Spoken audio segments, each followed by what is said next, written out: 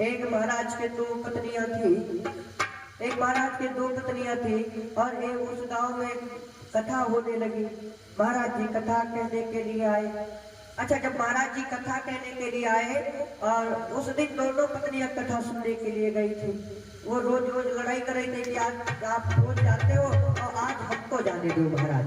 अब दोनों लोग वो कथा सुनने गई और महाराज जी ने ये बताया कि ऐसा है, जो अपने अपने पति की सेवा करती है वो सीधे स्वर्ग में जाती है। उनको किसी से मतलब नहीं, कोई किसी देवी देवता की पूजा न करे, केवल अपने पति की सेवा करे, उसी में उनका उद्धार हो जाएगा।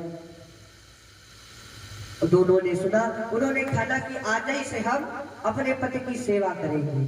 अच्छा, महीना चल रहा था, जनवरी फरवरी था। अब वो सुन करके आई।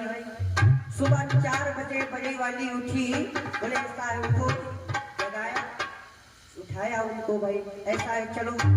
बोले कहाँ चले इतनी ठंडक में? बोले ऐसा है, महाराज जी ने कथा में सुनाया था कि पति की सेवा करना चाहिए।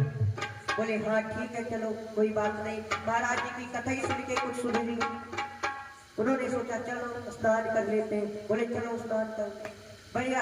बोले ऐसा है, हम तो ताजा पानी भरने भूल गई, बासी रखा हुआ है, उसे नहा लो। अच्छा, जनवरी फरवरी का महीना चल रहा है।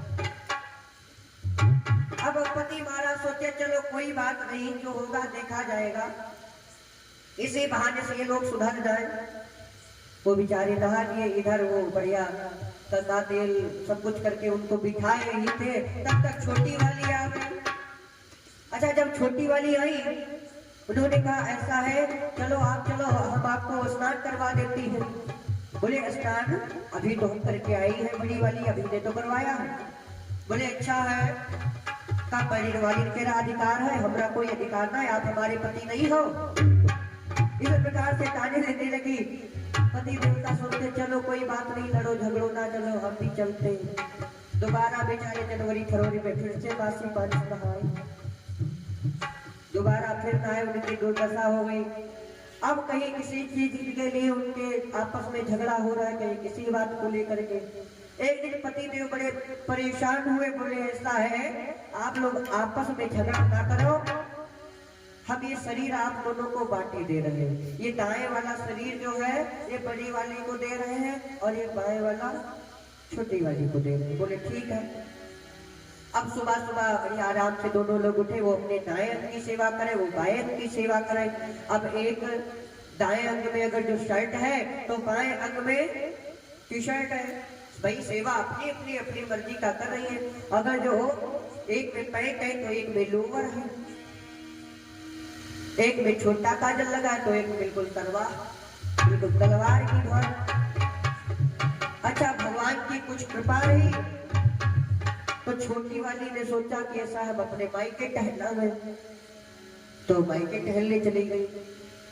अच्छा, जब मायके टहलने गई तो बड़ी वाली ने सोचा ऐसा है, चलो अपने शरीर की पूरी जिम्मेदारी पूरी कर दी जाए। उन्होंने उसको नहलाया धुलाया, कपड़े पहनाए, क्रीम पाउडर किया, काजल लगाया। अच्छा भैया जी चल दिए घूमने के लिए। अच्छा, बाहर जब देखा कि एक आंख में काजल लगा, एक में नहीं लगा है, लोगों ने फटकारा कि ऐसा है, कहा यार बवाल बनाए रखे हो कि बिल्कुल एक आंख में है काजल, एक में बिल्कुल है नहीं। तो भैया जी क्या बोले, ये अभी अपने मायके को गई है। अरे बोले ये सब छोड़ो और जाओ अपनी पत्नी से काजल लगवा करके आओ। ये आए बड़ी वाली बोले कि ऐसा है, इसमें भी काजल लगा दो। तो देवी जी बोली बड़ी वाली की ऐसा है, चलो हम तो लगा देंगे, लेकिन छोटी वाली अगर जो कुछ बोली तो। बोले वो कुछ नहीं बोलेंगी, वो तो अपने मायके को गई है, वो क्या बोलेंगी। उन्होंने कहा बाद में हमारी जिम्मेदारी नहीं है, यदि कुछ होता है तो हमारी जिम्मेदारी फिर नहीं रहेगी। बोले ठीक है कोई बात नहीं, लगा दिया। अच्छा, भगवान के लिए कुछ विशेष कृपा रही, वही दूसरे दिन देवी जी आएगी छोटी वाली। उन्होंने देखा इसमें तो हमने काजल लगाया नहीं था, इसमें लगा हुआ है। बोले ऐसा, इसमें काजल किसने लगाया। बोली ऐसा है, बड़ी वाली ने लगा दिया था, सारे लोग बोल रहे थे। बोली कहीं ऐसा, उनकी हिम्मत कैसे भाई हमारी आंख में टच कराएगी। तो बड़ी वाली ने कही जो सुन कहीं ऐसा है, हम टच कैले तो तुम हमार का कैले हो हमारी आंख के, फिर का कैले मैं दिखाओ। वो रखा रहा छपरा में लगा रहा सूजा, वो पकड़े सीधे एक नाथ सीताराम। अब छोटी वाली को देखा कि उन्होंने मेरी आंख फोड़ दी। बड़ी वाली ने कहा तुम्हारी इतनी हिम्मत है जो कि तुमने हमारी आंख फोड़ दी, रुको जरा। उन्होंने भी उठाया दूसरी आंख सीताराम। अब जिस घर में दो नारियां रहती हैं, इस प्रकार की उसकी हालत हो जाती है। राजा साहब समझाते हैं, प्यारी प्यारी शादी करके जीवन भरना शादी होगी, घर की तो आबादी होगी पर तेरी तो बर्बादी होगी।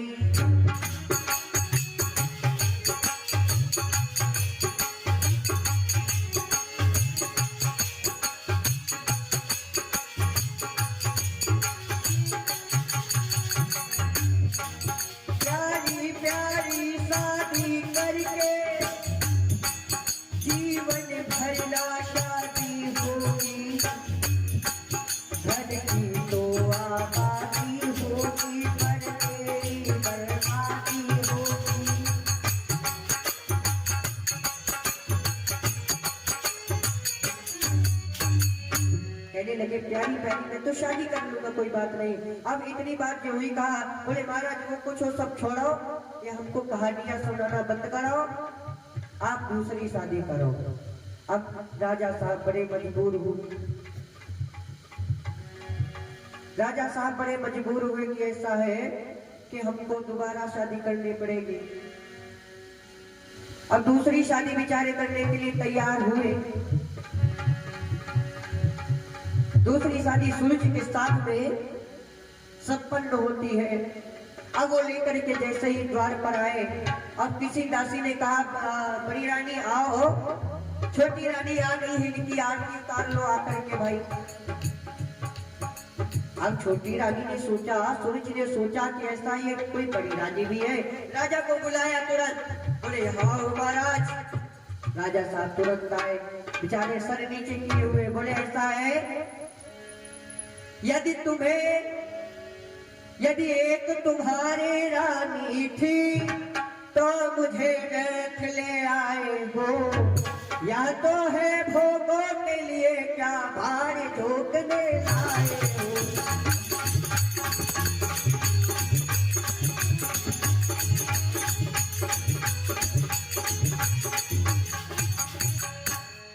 बोले महाराज जब एक तुम्हारी रानी थी तो क्या मुझे भोगों के लिए लाए हो? ये तो केवल भोगों के लिए है महाराज। जब एक तुम्हारी रानी है तो दूसरी क्या क्या करोगे, क्या भार झोंकोगे? अब इस प्रकार से झपटने लगते हैं सूरज जी। अब राजा साहब के पास कोई जवाब नहीं है, बेचारे सर नीचा काल किए हुए लेटे हुए। बोले महाराज अब एक कृपा आप कर दो हमारे पास, हमारे ऊपर एक कृपा करो। बोले क्या? बोले ऐसा है इस डोली को वापस करवा दो, उसी में आप सभी की भलाई है। सूरज इस प्रकार से कह रहे, उधर रानी सुनती है ये बातें। रानी सुनी, मन में सोचने लगी ये तो बना बनाया सारा खेल मेरा नष्ट हो जाएगा। रानी सुनीति कहती है तो सारा खेल नष्ट हो जाएगा। वो तुरंत आई दौड़ करके तुरंत आई और कहती है ये तो झूठ बोल रहे, मैं कोई रानी नहीं हूँ, मैं इस घर की टहलुनी हूँ, और तुम आओ नीचे उतरो और अपने घर को देखो, अपना सारा कार्यभार संभालो, ये चाबियां ले लो। सूरज नहीं मानती है, कहती नहीं ऐसे नहीं मानूंगी।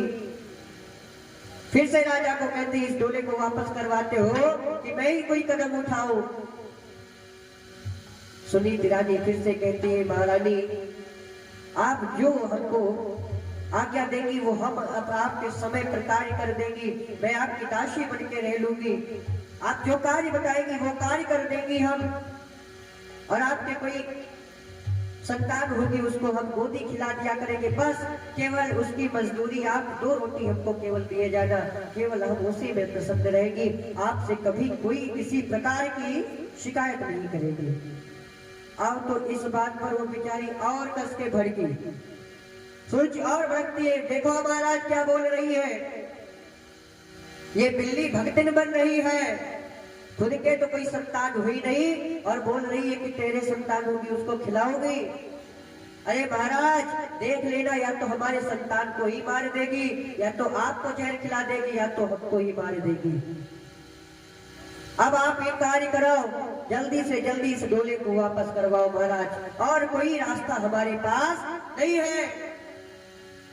सुनीति फिर से हाथ जोड़ करके बोली, देवी आप ऐसा करो, आप कहो तो मैं इस राज्य को छोड़ करके चली जाऊंगी, लेकिन आप यहीं पास रह जाओ। अब उन्होंने कहा यदि हाँ तुमको रहना ही तो सीधे तुम खेतों की ओर जाओ, खेतों में केवल काग और चिड़िया भगाना है तुमको, यही कार्य है। और उसके बदले में तुमको 2 सेर, 1 सेर जौ का आटा तुमको मिलेगा, आप उसी में अपना गुजारा करेंगे। बोले ठीक है, आप सारा कुछ अपना संभालो, मैं अपने खेतों की ओर जाती हूँ। राजा साहब की ओर देखा, राजा साहब सर नीचे किए हुए हैं, कुछ कह नहीं सकते, बेचारे बड़े ही दुखी है। सोचते हैं कि बताओ कैसी दुष्ट नारी पड़ गई है। अब धीरे धीरे इधर समय व्यतीत हो रहा है, ये अपने महल में विश्राम करती है, महल में रहती है, वो खेतों में झोपड़ी डाल लेती है और चिड़िया और काग भगाती रहती है, चिड़िया काग भगाती है। धीरे धीरे समय व्यतीत हुआ। एक दिन राजा साहब शिकार खेलने के लिए गए। राजा साहब शिकार खेलने के लिए गए तो उनको कुछ आने में थोड़ा लेट हो गया, थोड़ा समय ज्यादा हो गया, तो रात्रि हो गई। जब रात्रि हो गई, सूरज ने मन में सोचा कि ऐसा है, जरूर ही महाराज बहुत दिनों से बड़ी रानी के वहां नहीं गए थे, जरूर ही उसके वहां गए होंगे, हमारी सौतन के वहां। अच्छा, सौतन वाला रोग बड़ा खराब है, क्योंकि कहते हैं बहुत बुरी लेकिन अच्छी, जो एक बार ही आती है। मौत से सौत सौतर बुरी, छाती दिन रात जलाती है।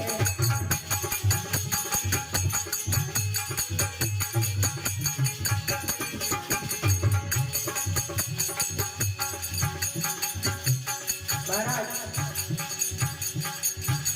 है मौत बुरी लेकिन अच्छी, जो एक बार ही आती है। मौत से सौत सौतर है बुरी, छाती दिन रात जलाती है।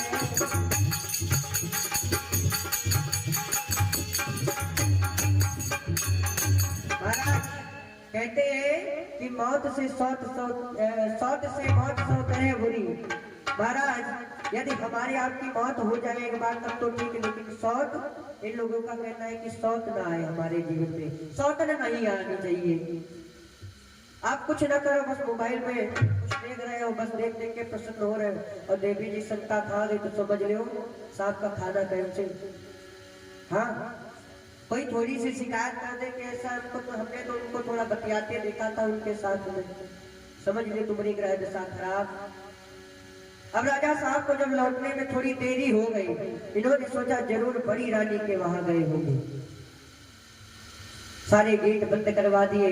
राजा साहब जब लौट करके आए, देखा कि महल के दरवाजे बंद हैं।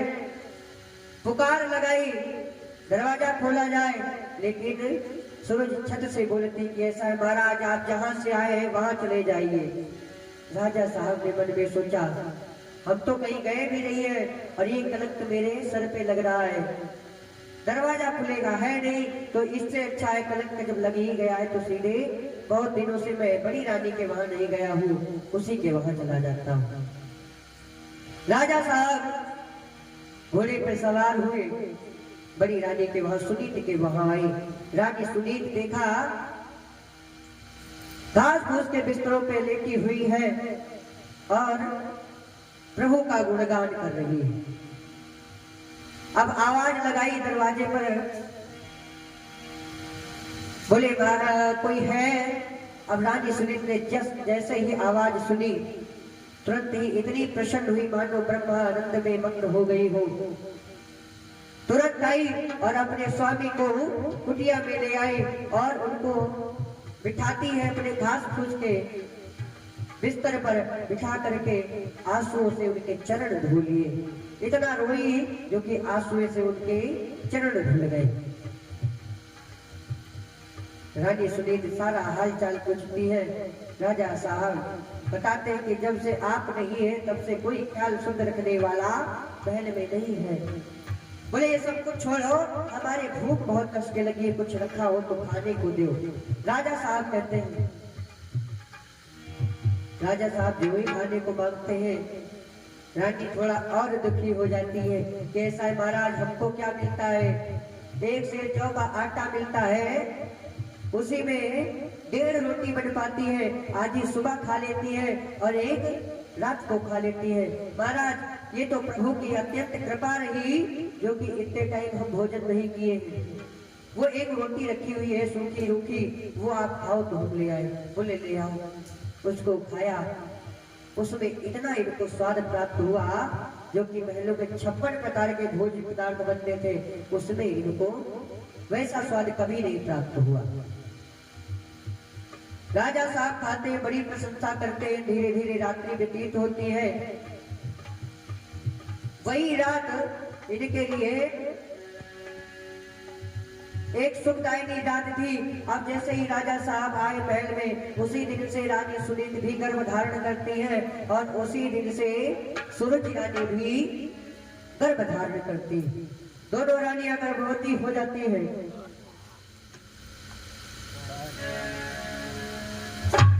अब एक रानी जब से गर्भवती हुई है तब से पलंग को नहीं छोड़ा है, सारे सुख को भोग करती है। और एक रानी है जब से गर्भ धारण किया है तब से केवल काग और चिड़ियों को भगाती है और एक सेर आटा की वही जो रोटी बनती है रूखी सूखी वही खा लेती है। एक के लिए 56 प्रकार के भोजन बनते हैं, के लिए सूखी रोटी है, उसमें नमक भी नहीं है। अब धीरे धीरे समय व्यतीत हुआ, दोनों रानियों के बालक हुए।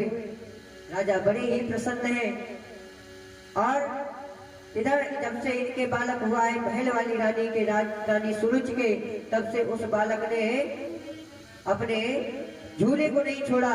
और जब से उधर रानी सुनीति के बालक हुआ है तब से वो भी केवल कागज के ये जो है पत्तों के बिस्तरों पे वो केवल सोता है, बस उसके लिए इतनी सेवा है। अच्छा, दोनों बराबर है, दोनों एक साइड में जन्मे हैं, दोनों एक ही बाप के पुत्र हैं।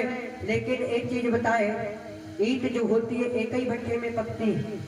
अच्छा, कुछ ईंट की वो होती है कि कुछ ईंट मंदिर में लग जाती है, कुछ ईंट लेट्रिन बाथरूम में लगती है। सबकी अपनी अपनी किस्मत होती है। अब जो जिस किस्मत का था उसको वैसी किस्मत के अनुसार उसको जन्म मिला। जो रानी सुनीति के द्वारा बालक हुआ उसका नाम ध्रुव रखा गया और जो रानी सूरज के द्वारा बालक हुआ उसका नाम उत्तम रखा गया। दोनों की अच्छी शायद है, दोनों बड़े ही भाग्यवान हैं। धीरे धीरे समय व्यतीत होता है, दोनों पढ़ाई खेलते कूदते गुरुकुल में पढ़ाई किए। एक बार महाराज ध्रुव खेलते खेलते राजमहल में आ गए। अच्छा, राजमहल में उत्तानपाद उत्तम को गोदी में बिठाए हुए थे। उन्होंने देखा कि इतना तेजस्वी बालक, इतना इसमें तेज है, ये जरूर ही मेरा बालक है। अपने पुत्र को तुरंत पहचान गए। उन्होंने उत्तम को उतार करके ध्रुव को अपनी गोदी में बिठा लिया। ये सारा दृष्टांत सूरज देख रही थी। अच्छा, सूरज ने देखा कि उत्तम को उतार करके ध्रुव को गोद में बिठा लिया, बड़ी जलन हुई। अच्छा, सौतन में ये ज्यादा कुछ होता है, यदि उनको एक दूसरे से ईर्ष्या बहुत रहती है। जो तुरंत ही झट से आई, उसको उठा करके पटक दिया और एक तमाचा लगाया ध्रुव के। बोली, ऐसा है यदि तूने पूर्व जन्म में कहीं भजन किया होता तो शायद उत्तम के बदले तू मेरी कोख से जन्म लेता। अब ये शब्द रूपी बाण उसके इस तरह से लगे, कुछ कहने को नहीं। कहते महाराज, गोली गोली से बुरा कर जाती है घाव, और ऐसी गोली से भला होता नहीं बचा। महाराज एक बार आपको यदि कोई बंदूक से गोली मार दे तो शायद बच जाएंगे, और यदि आपको गोली वाली किसी ने गोली मारी है तो आप कभी नहीं बचेंगे। आपको यदि किसी इंसान को मारना तो आप अपने एहसान से उसको मार दो, उसके ऊपर इतना एहसान कर दो कि वो खुद ही अपने अपने अंदर घुटकर मर जाएगा। हाँ, कुछ कहने की जरूरत ही नहीं है। अब इनके बात ये मन में लग गई, उस तरीके से लगी कि ध्रुव बेचारे संभल नहीं पाए। उनका कोमल शरीर है, इस बात को सहन नहीं कर पाए, रोते रोते आए। अब माता ने देखा कि हमारा बालक रो रहा है। अच्छा, माँ की ममता बड़ी ही निराली होती है, माँ की ममता बड़ी ही प्यारी होती है। माँ की ममता के अलावा और कुछ नहीं। देवता लोग भी माँ की ममता पाने के लिए धरती पे जन्म लेना चाहते हैं, लेकिन उनको ऐसा सौभाग्य नहीं प्राप्त है। आजकल के बालक ऐसा कुछ नहीं समझ पाते। माँ की ममता सबको नहीं मिलती है। अब माँ ने देखा हमारा बालक रो रहा है, बड़ा चिंतित हुई। बोले बेटा किस कारण से रो रहे हो? बोले ऐसा, महल में मैं गया था, राजा साहब ने हमको अपनी गोदी में बिठा लिया तो मौसी झट करके आई और हमको पटक दिया। बोला ऐसा यदि पूर्व में तूने कहीं भजन की किया होता तो शायद उत्तम के बदले तूने मेरी कोख से जन्म लिया होता। ये माता मुझे बात बहुत बुरी लगी। माता कहती है बुरी लगने वाली बात नहीं है, ये तो बात सत्य है। ये पिता क्या है? बोले महाराज पिता कौन हमारे? बोले वो तो राजा साहब है। बोले सर, इस पिता की गोदी में बैठने के लिए तुम रो रहे हो, और यदि तुम भजन करो तो ये पिता के पिता, जगत पिता श्री परमात्मा की तुम गोद में बैठ सकते हो। ध्रुव ने कहा वो भला कहाँ मिलेंगे? अच्छा, ध्रुव को क्या पता, वो सरल स्वभाव के विचार, 5.5 साल का बालक है, उसको कुछ पता होता है? आजकल के बालक को तो कुछ ही नहीं पता होता। पहले तो ये भी पूछ लिए कि ऐसा है महाराज, वो कहाँ मिलेंगे? बोले कहाँ मिलेंगे पिताजी? बोले ऐसा है, इस घास में भी है, इस मड़ैये में, हम में है, आप में है, मानस में भी आया। हरि व्यापक सर्वत्र समान,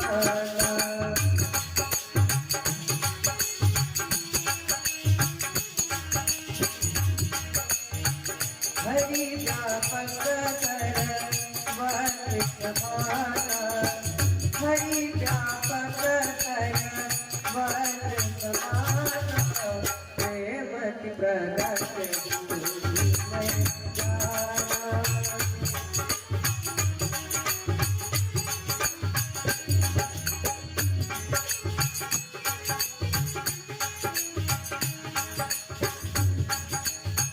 हरि व्यापक सर्वत्र समान, हरि व्यापक सर्वत्र समान, प्रेमति प्रगट गोविंद।